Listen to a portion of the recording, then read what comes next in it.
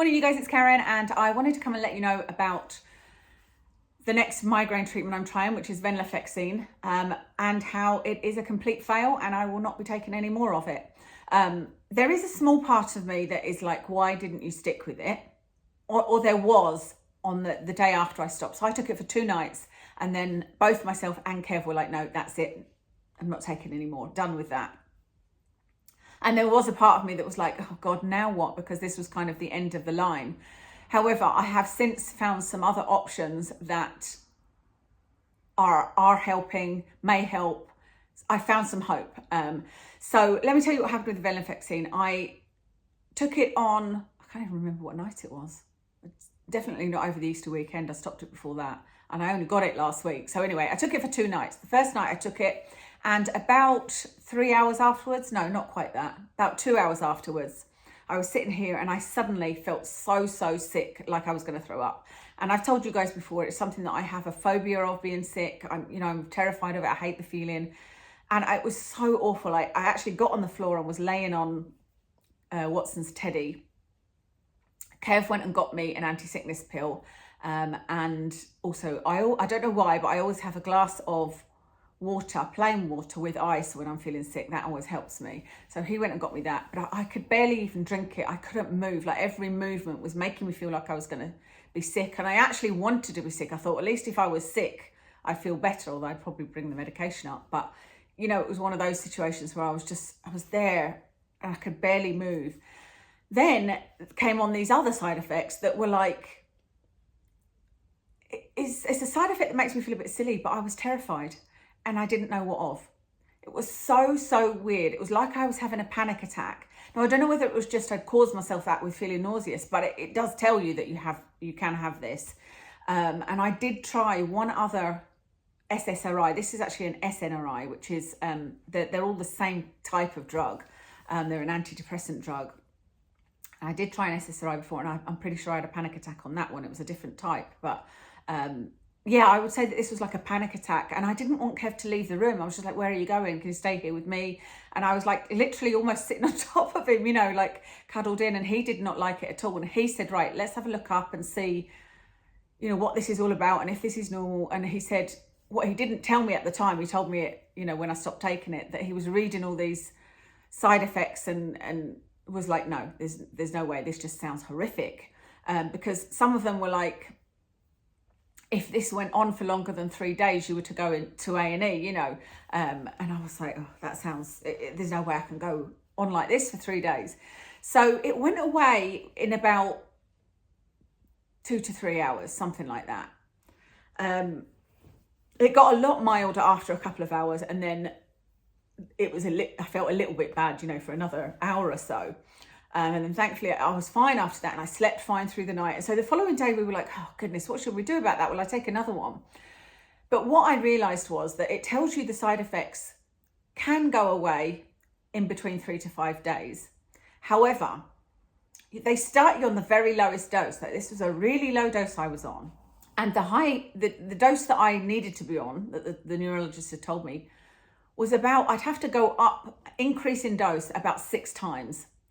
And so that would mean, and you do it every week, that would mean that for 6 weeks, you'd have these effects, because they'd just be disappearing, and then you'd increase the dose and you'd get the side effects again, and then you'd increase the dose and you'd, et cetera, et cetera, et cetera.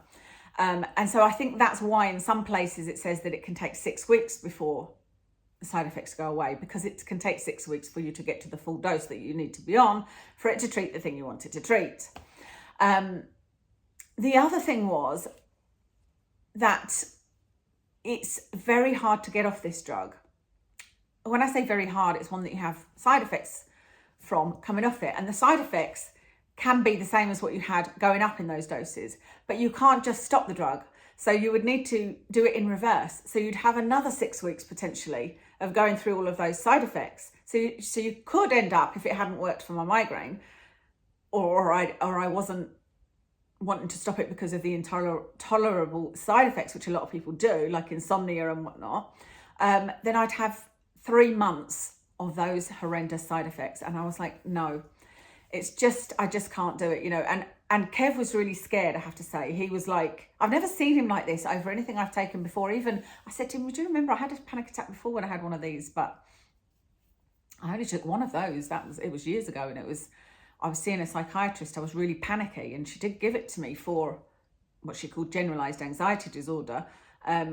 But when I told her I'd stopped it, I remember this. I remember I went and I said to her, I'm not going to take those drugs anymore. They just made me feel really weird. And she went, yeah, to be honest, I don't think you really need them. And I was like, what did you bloody give them to me for then? You know, I thought that was really weird. But anyway, that's an aside.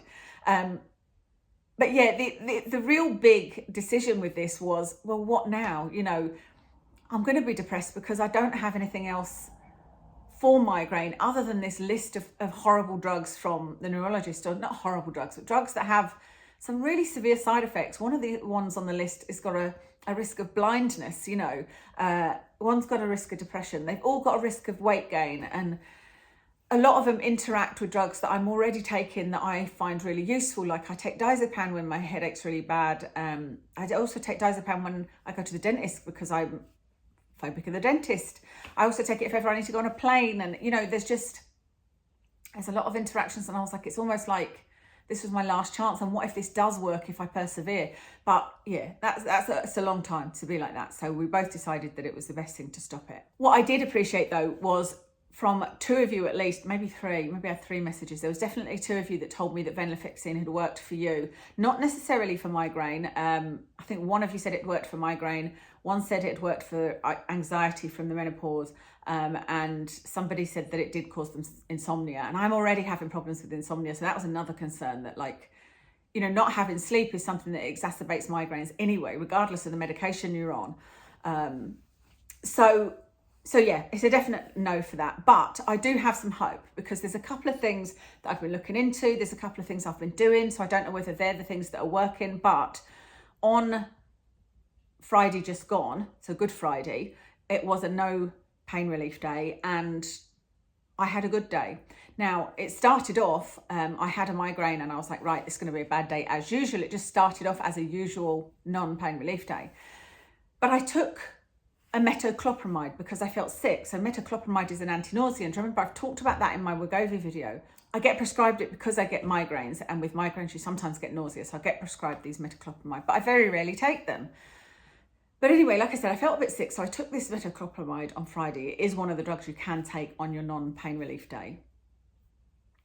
And my migraine went away. And I was like, well, this is really strange. I hadn't taken paracetamol. I hadn't taken tramadol, you know, nothing like that. I did also manage to take an aspirin, but I know aspirin works for me. I know ibuprofen works for me, but unfortunately I can't take ibuprofen. Definitely can't take ibuprofen. It gives me crushing chest pain and stomach pain. That's, you know, landed me in A&E, and the gastroenterologist told me not to take it anymore. But I thought I'm going to try and take a half a dose of aspirin. So that's what I did. So I took half a dose of aspirin. I think it was because I'd had a big lunch and I'd had a fatty lunch, and I thought, right, let me try it. And yeah, my migraine went away completely. And I went to Papa Yoga in the afternoon and really, really enjoyed it. So I was looking up metoclopramide, and it can be used as a treatment for migraine in itself. There's not much talk of that, but it's almost as if it dealt with the nausea, but that was obviously the source of the migraine as well. And so I'm going to try that. I've had one this morning, and it's, again, I don't have a migraine. I'm sitting here, it is 11:15, and normally at this point it's a non-pain relief day. I would be in bed, or I'd be sitting on here just staring at the TV, not knowing what to do with myself, trying to do stuff. It's another good day, and I think that that's because of the metoclopramide. So I was delighted at that. However, I don't think it's something that you can just like that take long term. You can't take it every day. I had a look at my instructions. My instructions say I can take it 3 times a day. Actually, just talking about the Venlafaxine, by the way, I had asked the pharmacist if I could take metoclopramide with Venlafaxine, and she specifically said yes. Then when I looked it up, I shouldn't have been taking it because it added to the potential of serotonin syndrome. That's an aside. But anyway, this metoclopramide, it says on my prescription that I can take it 3 times a day as needed. But when you look it up, there is a risk if you take it long term, because there are people that take it long term, of getting something called dystonia, involuntary dystonia. So basically what that would be was that your face would make movements and you wouldn't be able to control them. So normally it's like a grimace, which I don't even know what a grimace is, but like a lot of them I saw were like this, you know, their faces were moving, and I was like, oh God, that would be awful, because there's no treatment for it. And there's no reversing it. If you stop the drug, it doesn't necessarily reverse. It just does some kind of damage. It is a very, very small risk from what I can see, but I don't know if the doctors would be okay with me, or even the neurologist. I don't know if he'd be okay with me being on it, you know, as a preventative. But it's something there that I have got some hope that he would be okay, or that I could at least, even if I could take it every other day and I could still take tramadol every other day, then that would be me covered, you know. But I mean, my neurologist is very anti-tramadol. He's okay with me taking it as long as I don't exceed the 15 days, but he wants me to get off of it. And I think it's kind of ironic, because it's like Venlafaxine to me, when I looked at it, I'm like, I'd much prefer to be on tramadol than Venlafaxine. There are long-term effects to both of those drugs, you know, but for me personally, I'd prefer the tramadol. Anyway, so the metoclopramide is a hope, a big hope. I'm going to see how I get on. I'm going to test it properly now. I've taken tramadol the last 3 days over the Easter weekend, because we didn't really have room for error, you know, like as in we planned to go out for the day. And so if I got up and took it and it didn't work, whereas if I get up, you know, then I'd be stuck in all day, because it takes hours for the tramadol to work. So I take tramadol as soon as I get up when I've planned to take it. I can normally tell whether I'm getting a migraine or not anyway, and it takes a couple of hours to kick in. But I'm going to test it out this week and see if it continues to work. Then that's something that I can discuss with the neurologist or the GP. The aspirin is a possible help, although today I haven't taken any aspirin because I haven't even had any breakfast yet. And the third, well, there's a third and fourth option. The third option is, I was reading about occipital neuralgia. Now, that's something that I had thought I might have had, but when I first went to see this neurologist, I had been telling him about the neck pain I had, and that I got shooting pains, and that when I, you know, hit a particular point in the back of my head, it shoots into my eye. And he basically had said that he didn't think it was important to like put a label specifically on what type of headache it was, whether it was vestibular migraine, or whether it was migraine, or whether it was occipital neuralgia. Actually, I don't think he did use those words. He was talking about cervicogenic headache, because I'd been told by my physios and by my GP over the years that it's cervicogenic headache that I've got. They never mentioned migraine. And he was like, he thinks cervicogenic headaches are a part of migraine and can cause migraines. And he was saying that it doesn't really matter, but he said, because the treatment is the same. But that's not what I've read. What I've read is that the treatment is different, and that Botox doesn't necessarily work for occipital neuralgia, because occipital neuralgia is something that involves the greater occipital nerve, and Botox works on muscles. So I read that with interest. What I also read was I'd wanted a nerve block. That was on my list of wanting to be treated with this nerve block, where you have a couple of injections in the back of your neck, but it's not available where I live. I'm the only health board, we are the only health board that doesn't offer this, and they won't refer you to another one in Scotland either. So if I want to have it done, I found out that I can get it done privately.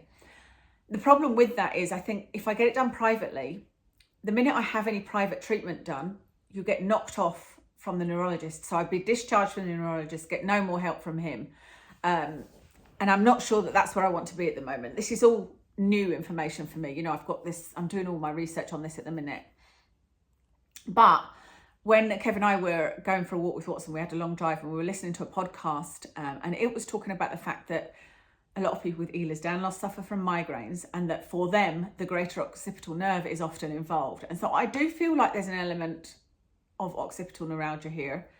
If not, that is what's causing the problem. You know, that is the main problem.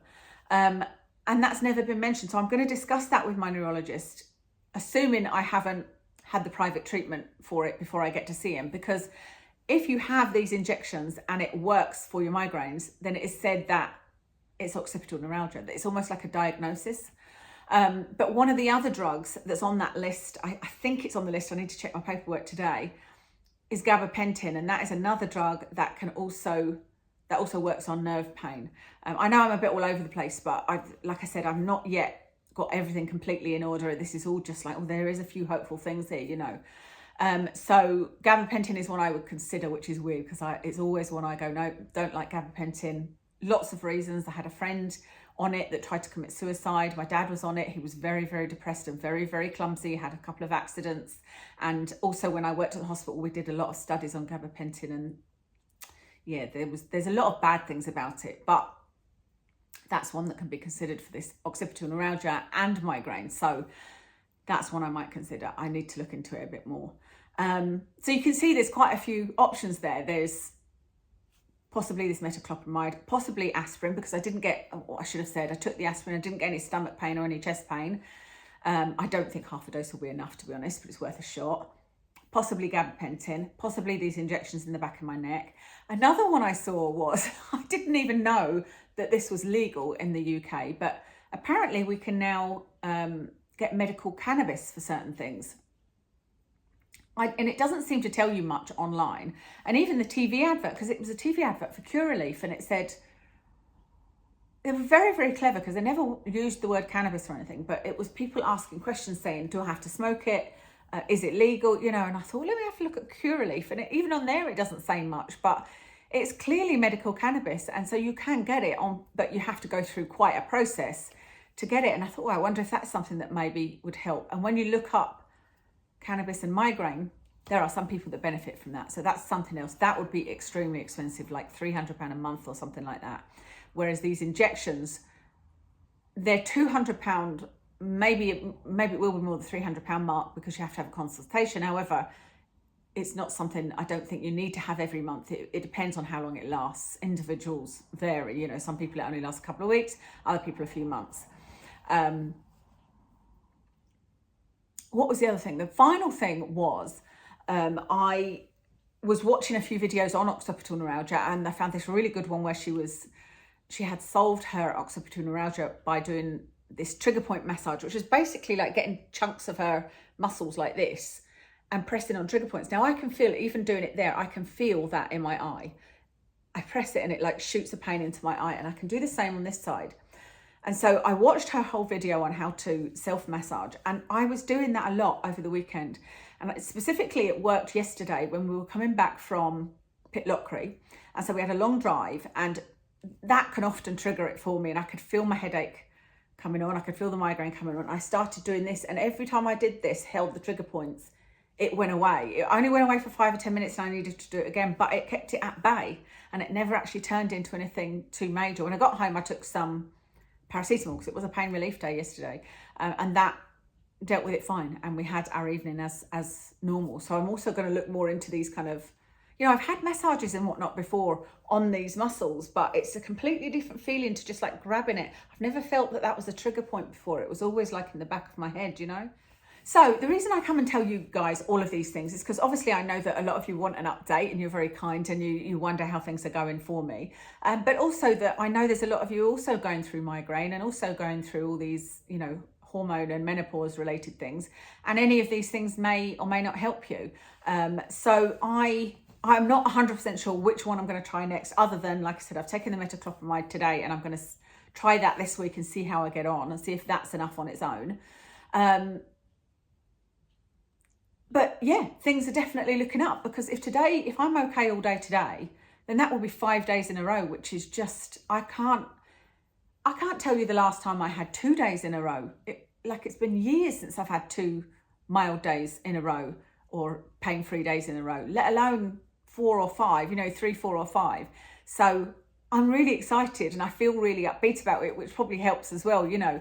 The other thing, of course, I'm still doing the Curable app, which is a pain reprocessing therapy. I'm still doing all of that. I'm doing journaling and that. So that might be helping. It might just be that that's what's helping, but definitely the drug, the metoclopramide, is helping, because I got a migraine and then it went away with the drug, if you see what I mean, as opposed to not having the pain. But yeah, I would say try any of these things, you know, because you never know what might help you. Insofar as the menopause, I have actually slept the last 2 nights, not completely through, but you know, that's wishful thinking, but I have slept the last 2 nights almost through. I've woke up about 3 o'clock, but I've managed to get back to sleep again. And I think that's just because I've increased my amitriptyline again, because I had to reduce it in order to take the venlafaxine, but now I'm not taking that. I don't need to worry, and I knew that I could add some more back in again. So I think that has helped me with my sleep. And, you know, having a good sleep also helps the head. That's everything. I think I've rambled for long enough, and hopefully I get to edit these videos today. We will see if I'm all right for the rest of the day. I hope you guys are all doing well, and I'll speak to you again soon.